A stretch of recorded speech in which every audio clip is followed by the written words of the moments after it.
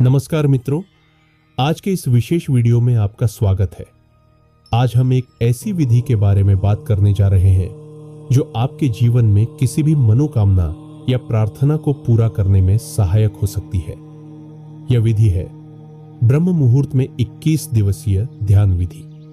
यदि आप इसे 21 दिनों तक लगातार केवल 10 मिनट प्रतिदिन अभ्यास करते हैं तो आपकी कोई भी इच्छा पूरी हो सकती है। इस विधि के अभ्यास से पहले ब्रह्म मुहूर्त का महत्व जानना आवश्यक है। इसलिए चलिए सबसे पहले ब्रह्म मुहूर्त को समझते हैं। ब्रह्म मुहूर्त का परिचय।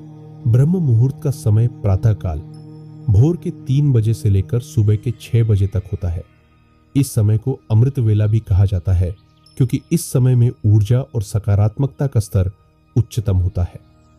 ब्रह्म का अर्थ होता है देव, अर्थात ज्ञान के देवता, और मुहूर्त का अर्थ होता है समय खंड। इसलिए ब्रह्म मुहूर्त को उस समय के रूप में माना जाता है जब हम ज्ञान को समझने और आत्मा को जागृत करने का प्रयास करते हैं। ब्रह्म मुहूर्त का महत्व हमारे शास्त्रों में विस्तार से वर्णित है। इस समय में ब्रह्मांड और देवी शक्तियां वातावरण में विचरण करती रहती हैं। यदि आप इस समय में जागते हैं और ध्यान करते हैं तो यह शुभ ऊर्जा आपसे संपर्क करने का संकेत हो सकता है। इसलिए इस समय में उठकर ध्यान और शुभ क्रियाएं करने से आप उन ऊर्जाओं से बहुत जल्दी संपर्क स्थापित कर सकते हैं। सभी धर्म के मंदिर, गुरुद्वारे और पूजा स्थल भी ब्रह्म मुहूर्त में खोले जाते हैं क्योंकि यह समय उच्च ऊर्जा और सकारात्मकता का होता है। प्राकृतिक फायदे। ब्रह्म मुहूर्त के समय में उठने से व्यक्ति को कई फायदे होते हैं। इस समय पर पढ़ाई करना, प्लानिंग करना, आत्मनिरीक्षण करना या ध्यान करना बहुत फायदेमंद होता है। प्राचीन काल में जब इलेक्ट्रिसिटी नहीं थी, लोग सूर्यास्त के बाद सो जाते थे और सूर्योदय से पूर्व यानी ब्रह्म मुहूर्त में उठ जाते थे। यह उनकी प्राकृतिक जीवन शैली का हिस्सा था जिससे उन्हें संतुलित और स्वस्थ रहने में मदद मिलती थी। आधुनिक जीवन में ब्रह्म मुहूर्त का महत्व आज भी। जो व्यक्ति प्रकृति के साथ संतुलन बनाकर चलता है वह हमेशा स्वस्थ रहता है और सफलता की ओर अधिक प्रवृत्त रहता है। प्रातःकाल जल्दी उठने का असर वाकई महसूस होता है। यहां तक कि उन लोगों के स्वास्थ्य पर भी इसका प्रभाव पड़ता है जो इस समय पर उठते हैं। उन्हें अधिक स्वस्थ रहने की संभावना होती है, जबकि रात के कामकाज में लगे लोगों को स्वास्थ्य संबंधी समस्याएं ज्यादा होती है। इससे साफ होता है कि प्रकृति के साथ संवाद बनाए रखना हमारे शारीरिक और मानसिक स्वास्थ्य के लिए कितना महत्वपूर्ण है। 21 दिवसीय ध्यान विधि का परिचय। अब बात करते हैं 21 दिवसीय ध्यान विधि के बारे में। यह विधि विशेषकर ब्रह्म मुहूर्त में की जाती है क्योंकि प्रातःकाल ध्यान के लिए सर्वश्रेष्ठ समय माना जाता है। यदि आप इस ध्यान विधि को निरंतर 21 दिनों तक केवल 10 मिनट के लिए रोजाना अभ्यास करते हैं तो इसके परिणाम आपको इस अवधि के भीतर ही महसूस होने लगेंगे। यह विधि विशेष रूप से आपकी कोई इच्छा, मनोकामना या प्रार्थना को पूरा करने के लिए है। स्वास्थ्य संबंधी सावधानियां। हालांकि इसे करने से पहले सावधानी बरतना जरूरी है। ऐसे लोग जिन्हें हृदय संबंधी कोई कष्ट हो या जिनका रक्तचाप या ब्लड प्रेशर अनियंत्रित हो, उन्हें इस विधि का अभ्यास नहीं करना चाहिए। इस विधि में हमें सांस को रोक कर रखना पड़ता है जो इन समस्याओं को और भी बढ़ा सकता है। यदि आपको इस विधि को करने में समस्या नहीं होती है और आप स्वस्थ हैं तो आप इसे नियमित रूप से कर सकते हैं। ध्यान विधि का प्रारंभ। इस विधि को सही तरीके से करने के लिए आपको उसे समझने और उसमें सिद्धि प्राप्त करने के लिए आध्यात्मिक गाइडेंस लेनी चाहिए। आज्ञा चक्र या थर्ड आई चक्र एक महत्वपूर्ण चक्र है जो हमारे मानसिक और आध्यात्मिक संवाद का केंद्र होता है। इस चक्र के माध्यम से हमारी संज्ञानात्मक शक्ति, संकल्पना और क्रिएटिविटी जागरूक होती है। जब हम इस चक्र पर ध्यान लगाते हैं और उसमें अपनी संज्ञानात्मक शक्ति को समर्पित करते हैं तो हमारे संकल्प और प्रार्थनाएं बहुत जल्द पूरी हो जाती है। चक्र ध्यान की विधि। ध्यान विधि को सही ढंग से करने के लिए सबसे पहले आप अपनी एक मनोकामना चुनें। यह एक ऐसी इच्छा होनी चाहिए जिसे आप सच में पूरा करना चाहते हैं। इस मनोकामना को स्पष्ट रूप से डिसाइड करें और उसे अपने मन में धारण करें। अब चलिए ध्यान विधि के चरणों को विस्तार से समझते हैं। शुरुआत की तैयारी।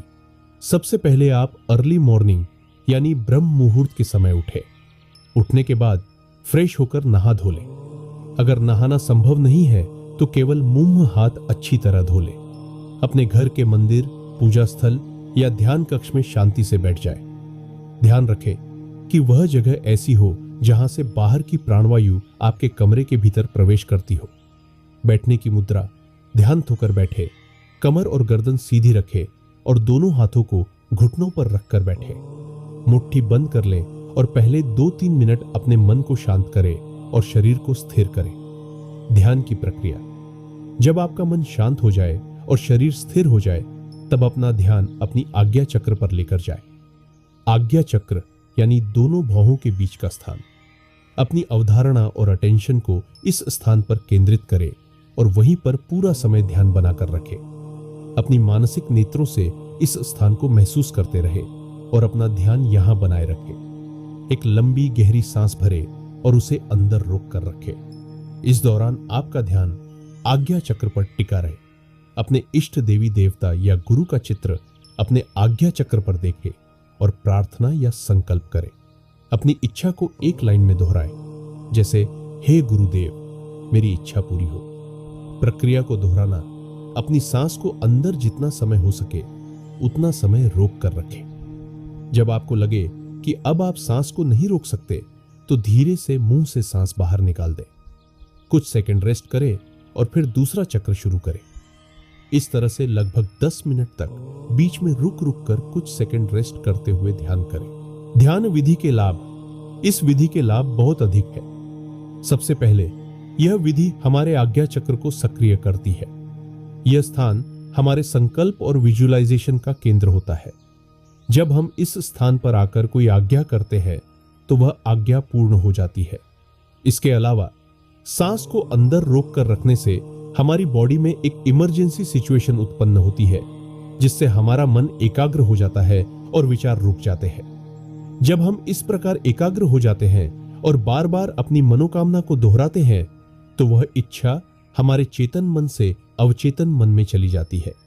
जब कोई विचार हमारे अवचेतन मन में पहुंच जाता है तो वह लॉ ऑफ अट्रैक्शन के अनुसार पूर्ण हो जाता है। नियमितता का महत्व। इस विधि को 21 दिनों तक नियमित रूप से करना आवश्यक है।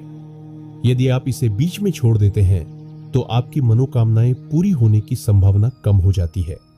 इसलिए इसे सच्चे मन से और नियमित रूप से करें। विशेष सावधानियां। यह विधि केवल सकारात्मक और शुभ इच्छाओं के लिए ही प्रयोग करें। किसी भी नकारात्मक या दूसरे के नुकसान के उद्देश्य से इस विधि का उपयोग न करें, अन्यथा इसके दुष्परिणाम हो सकते हैं। समापन। इस विधि को मैंने अपने जीवन में कई बार आजमाया है और हमेशा इसमें सफलता पाई है। इसलिए आप भी इसे नियमित रूप से अपनाएं और लाभ उठाएं। अगर आपको आज का यह वीडियो पसंद आया हो तो कृपया इसे लाइक और शेयर करें। अपने अनुभव और प्रश्न हमें कमेंट्स में बताएं